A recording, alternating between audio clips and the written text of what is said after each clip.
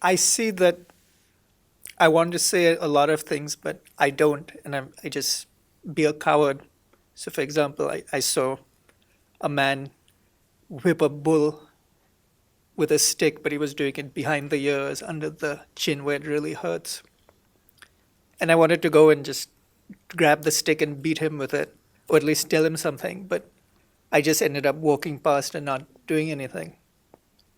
Similarly, over here in the restaurants, today when I was going in my hotel, there was this man with this plate of eggs, and then this is supposed to be a city where everyone is supposedly very pious and holy, and I wanted to smash the eggs on his face, but I just walked up the stairs past him. I didn't even say anything, but I was trembling inside.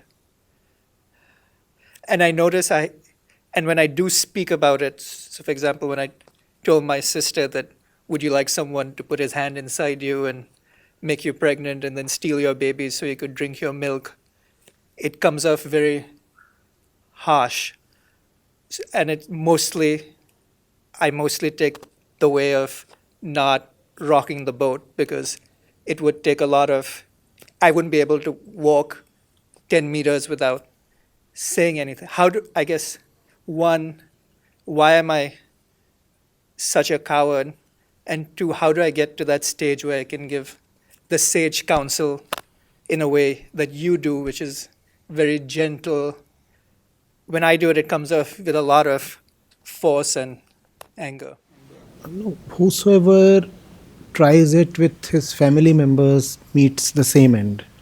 So I might come across as gentle when talking to you all here. But when I try it on people who have been intimate to me, the result is much the same.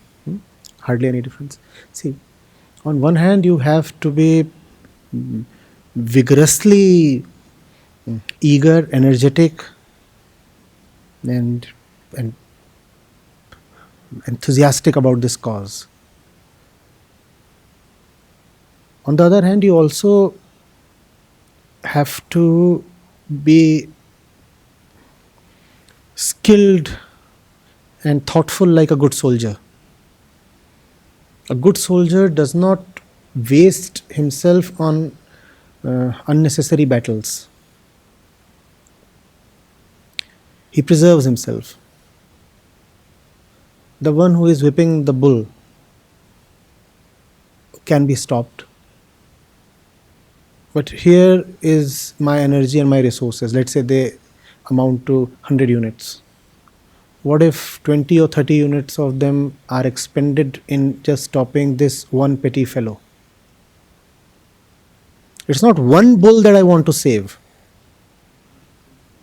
I want to save the billions of living beings that are being slaughtered every day, right? But if 30% of my energy would be expended in this one particular cause, then am I not doing injustice to the rest of the ones that deserve to be saved? Are you getting it?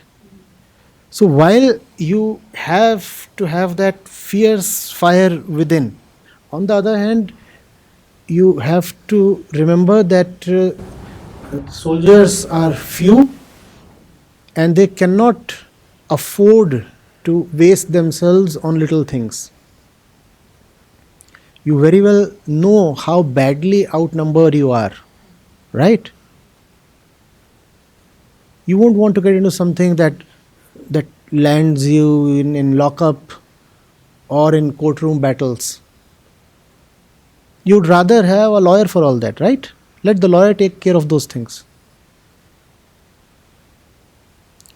The spiritual soldier, the religious warrior, has to be extremely intelligent.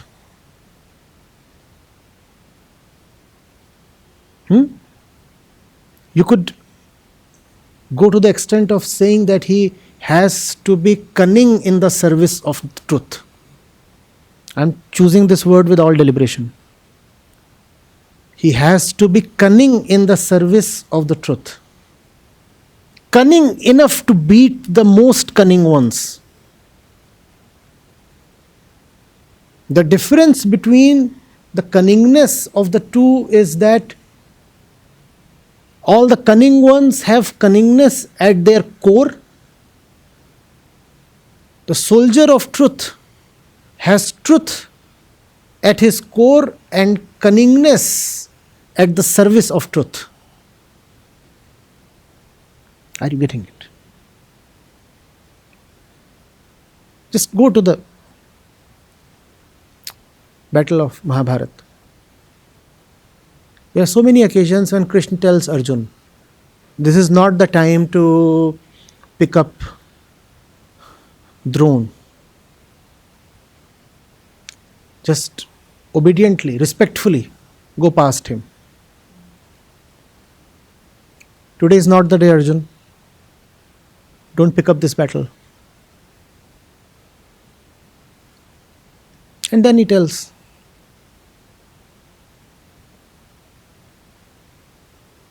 Drone won't give up his arms so easily. Has to be Ashwatthama Hato.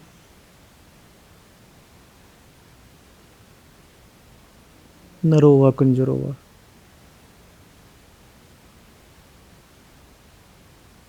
Getting it?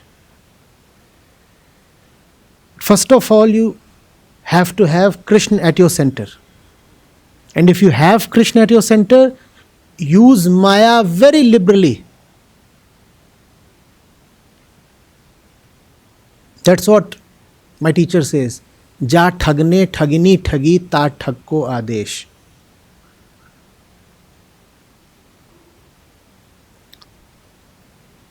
She cheats all.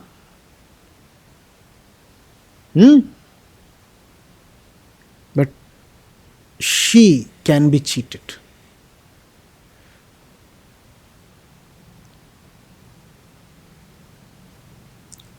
No need to remain a simpleton.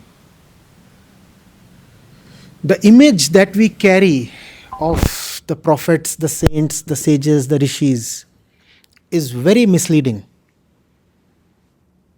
The way they have been presented to us is very conducive to our falsenesses and darknesses. We have been told that they were fellows who really did not have much to do with what was going on in the society. Almost like handicapped grandfathers at home who can do little except dispense sage counsel. Right? That's what all the oldies do at home.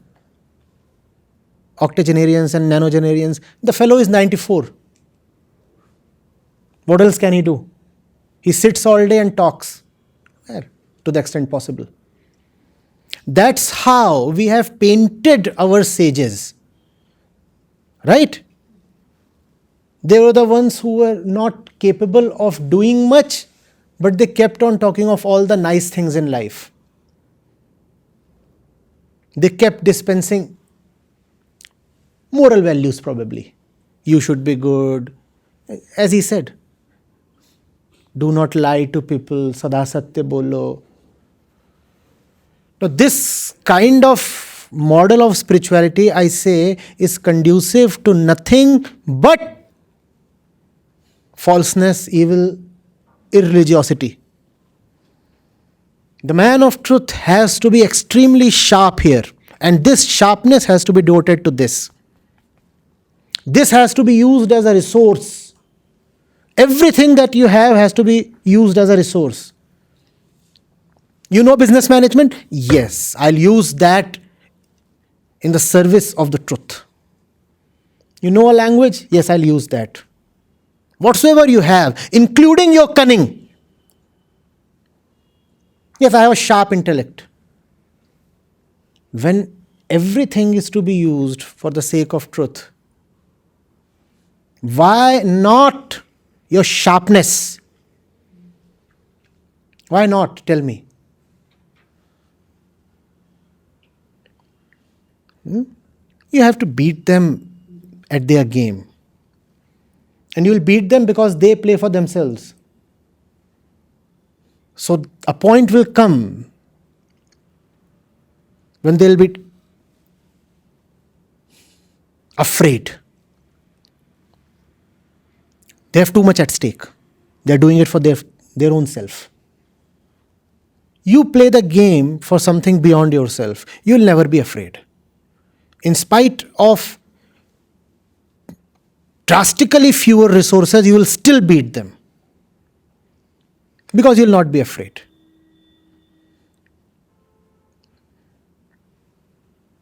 A huge part of their resources will go towards defending their self. And as far as you are concerned, everything that you have can be applied, deployed.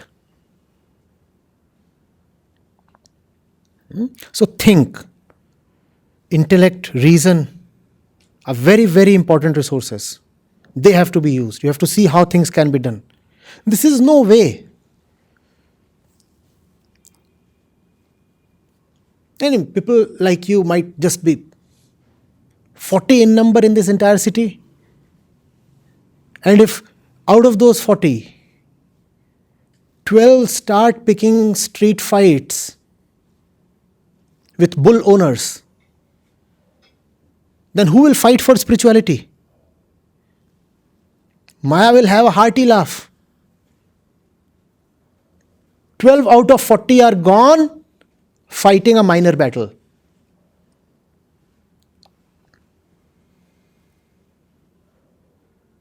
Every time you walk past a meat shop or you come across a menu containing a lot of flesh, let that harden your resolve. No point throwing that menu on the waiter's face. The waiter is a puny fellow. He didn't even write the menu. He has nothing to do with. Not even the manager. What can the manager do? Not even the owner. There are bigger forces at work. And you know what are those bigger forces? I'm not talking of a person. Those bigger forces are all of us.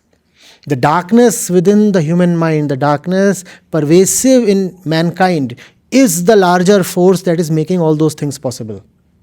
The only way to defeat that menu card is to remove the darkness in the mind of men. Getting it?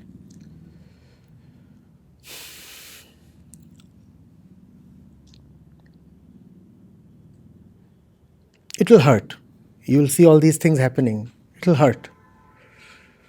But use that hurt as a resource. Don't pretend that you aren't heard.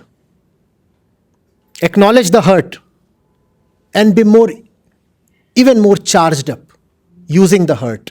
Yes, I'm hurt and I'll take it out, every bit of it, on you in an intelligent way. I've thought about what's the most efficient way. And what keeps coming to me is that there's not enough knowledge, there's not enough visuals. There's this continuous barrage of advertising conditioning us one way. And maybe the way I can be most impactful is to use skills, resources, and countering that messaging in a very subtle but sly way. So, for example, I think most children would not want to slaughter an animal. But if they even get an inkling that that's possible, maybe they revolt at home. It's just a thought that comes, things like that. And I'm wondering if that is maybe. I guess I don't really have a question, but it seems like it's more. Go ahead. It needs to be done. It needs to be done. Just as we said to the friend here there. After the discussion and the deliberation comes the doing. Now is the time to just do it. We know what needs to be done. Execute.